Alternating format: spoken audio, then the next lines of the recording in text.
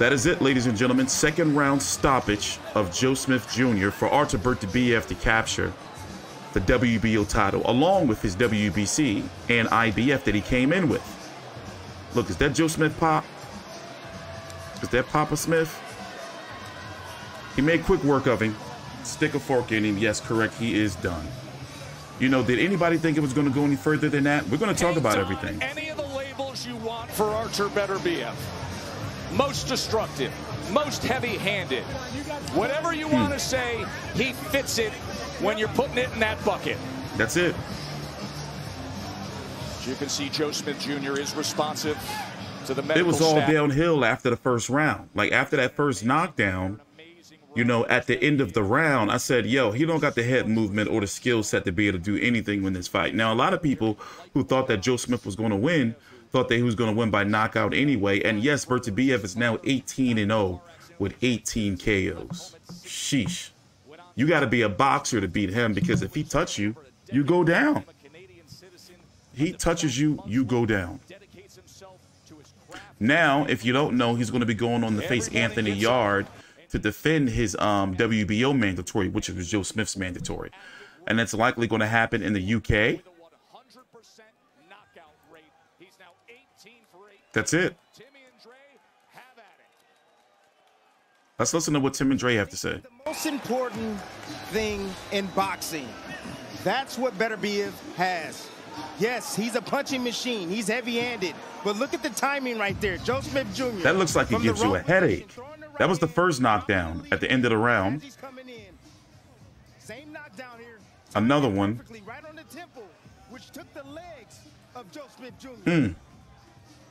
I want to see if they show the third one. The one that stopped the fight. I believe this is the one that stopped the fight. Oh, Joe.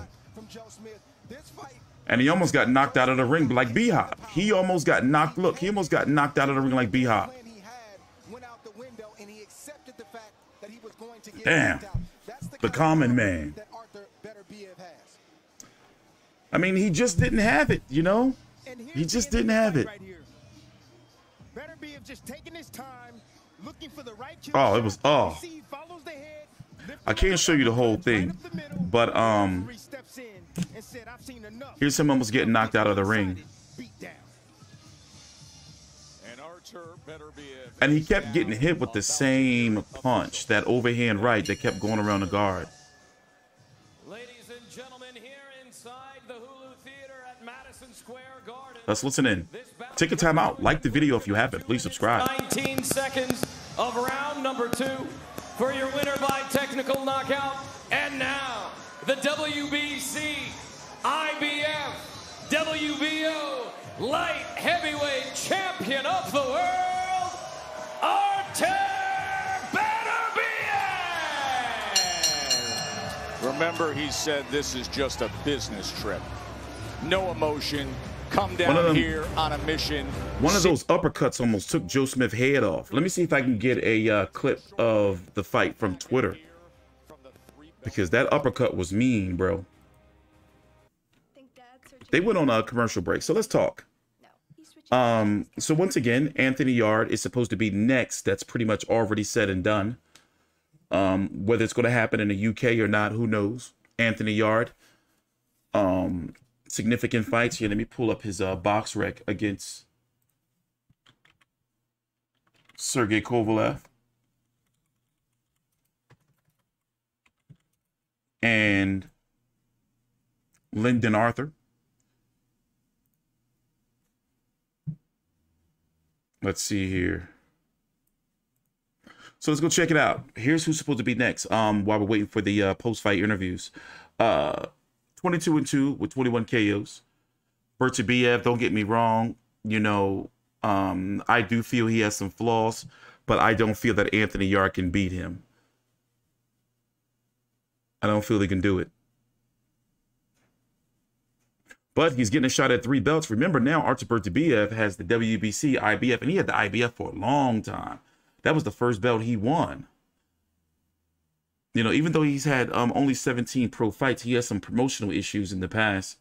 But yeah, he won the IBF from Wait a minute. I thought he had the IBF before that. Interesting.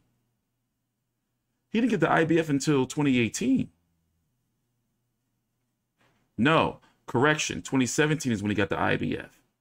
Then I was at this fight when he got the WBC from Volzdik. Volzdik had got it from Adonis Stevenson. And now he just captured Joe Smith's WBO. Marcus Brown was the WBC mandatory. So now Anthony Yarde is supposed to be next. We're waiting for them to come back from commercial break so we can listen to the post-fight interview. Yeah, I'm half black, half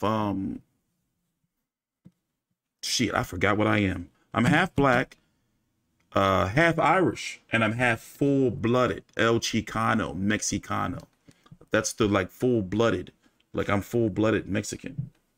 That's me. And it's, listen, it's on my ancestry.com. So looking at the 175-pound division, what I said before was, if it's true that Dimitri Bivol and Gilberto Ramirez are going to fight later on this year at 175 pounds for the WBA title, Beterbiev goes on to beat Anthony Yarde, Canelo goes on to beat Golovkin, could we possibly, by September of next year, see an undisputed, okay, say for example, right? Do you think that Canelo can beat Dimitri Bivol? I think that he would have a better chance beating Dimitri Bivol than he would, I think he would have a better chance of beating Beterbiev than he would Dimitri Bivol, because the Bivol is more of a boxer. You know, Beterbiev is more of a pressure fighter, power punching type of fighter. Now that power is devastating. And he is going to bring the fight to Canelo. We do know that for sure. But I would give Canelo a better chance against Beterbiev. Let's listen to the particulars and the post-fight interview. We ain't going to be here long because Beterbiev don't like talking to the media. A three-belt champion with this performance tonight. I need a little bit more time to feel that, you know. Now I don't feel because I just get this belt, you know. I need to live with this belt a couple days and I understand how he's feeling, you know. How was your opponent tonight? Because we talked about there was going to be power, but it seemed like your skills set up that power tonight. How were you able to do that? You know, I want to be a good boxer one day. Maybe that's why today is a little bit better than in the past. I hope. My coach tell me it's not far to become good boxer. Me. Well, yeah, two-time Olympian, and obviously what you did tonight was special. Walk me through how you were able to set up that right hand that started the end of it. You know, his jaw is a little bit open, and it's more easy to me to get him because, like, you know, two fighters both have good points, and both try to get first, you know. This time, I'm lucky I get first. I mean, that's it. Your last three fights weren't as inspired tonight. You went late, 9-10 rounds. Because he was dangerous, did that make you better tonight? Because it's dangerous today? Maybe yes, maybe we don't know. We will talk with my team after. Maybe we'll have more mistakes to correct them, you know. Okay, so Anthony Yarde is here. He's the WBO mandatory. That's the belt you just won. There's also an opportunity to become undisputed, something that has never been done in this division. What do you want next? What is it? Last two words. Undisputed. What do you want next? Yarde or undisputed against Bivol? You know, when I had two fights, unification fights. Unification fights is more interesting, you know, it's more motivated. I prefer unify. You want to be undisputed? Yeah, I want to be undisputed. Thank you very much. Enjoy your evening, and thank you on behalf of all boxing fans.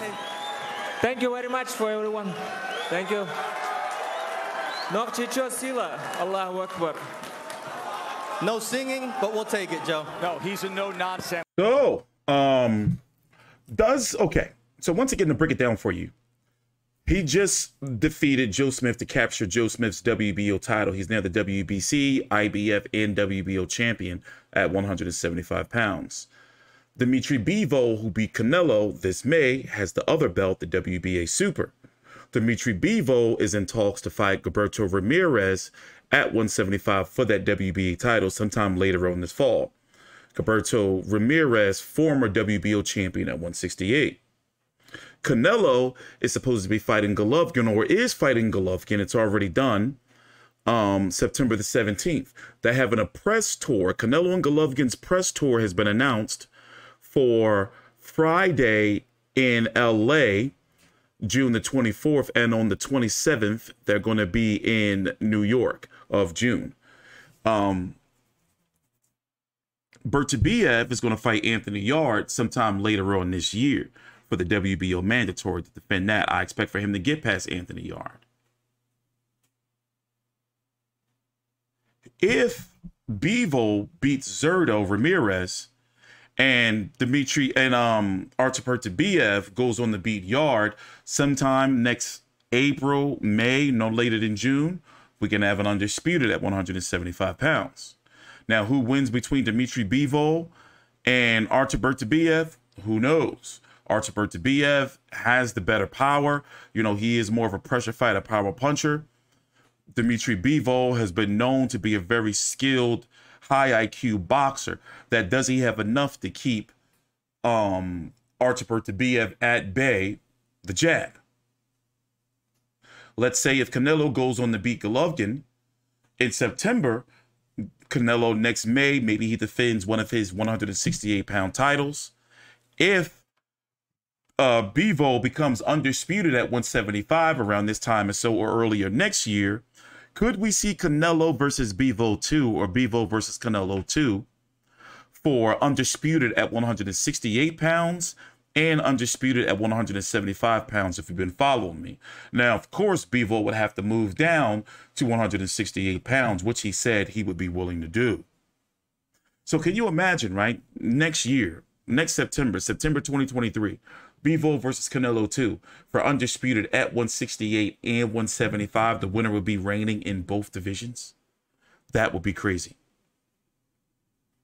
But a lot has to happen for us to get there. Now, I've already pretty much laid out the schedule for the 175-pound division. You know, no one else at this point in time really matters because ain't nobody else getting the shot. Those are the fighters who are involved. Now, like I said, I like Beterbiev. I like Joe Smith too. But Joe Smith, you know, where did he go from here? You know, maybe he can move up to cruiserweight. You know, he is a big dude. You know, maybe he can go up to cruiserweight and try to find some work. But at 175 pounds, he already lost to Bivol and he already lost to Beterbiev. And he would lose to Zurdo Ramirez, in my opinion. You know, he would probably beat Anthony Yarde. Here's the rankings, by the way. But only time will tell. So this is what I'm going to do. Guys, thanks for watching.